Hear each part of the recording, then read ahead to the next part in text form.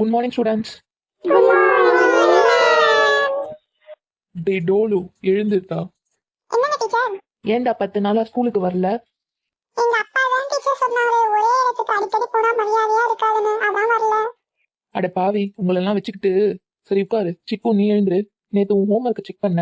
அதுல ஏன் பால் கணக்கு மளிகை கணக்குலாம் எழுதியிருக்கு? அதுவா டீச்சர், நீங்க தானே சொன்னீங்க வீட்டு கணக்கு எழுத சொல்லி, அதான் பால் கணக்கு மளிகை கணக்குலாம் எழுதிட்டு வந்தேன். நீ போய் வெளியே நில்லு, அப்பதான் உனக்கு அறிவு வரும். ஏன் டீச்சர், நீங்க பாடம் சொல்லி கொடுத்த அறிவு வராதா? இவன் நம்மளே அசிங்கப்படுத்தினானே. சரி உட்காருடா. புஜ்ஜு, நீ எழுந்துரு. உன்கிட்ட ஒரு கேள்வி கேட்க போறேன்.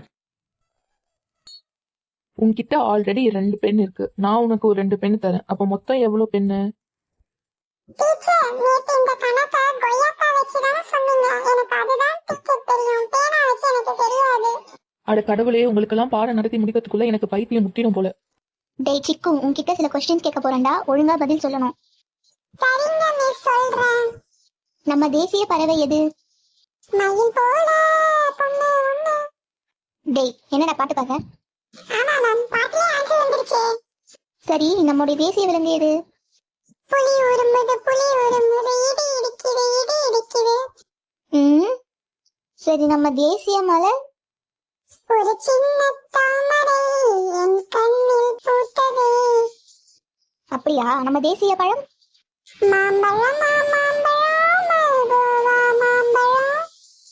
நம் நாட்டோட தலைநகரம் எது? டெல்லிக்கு ராஜானாலும் பாட்டி சொல்ல பட்டாவே.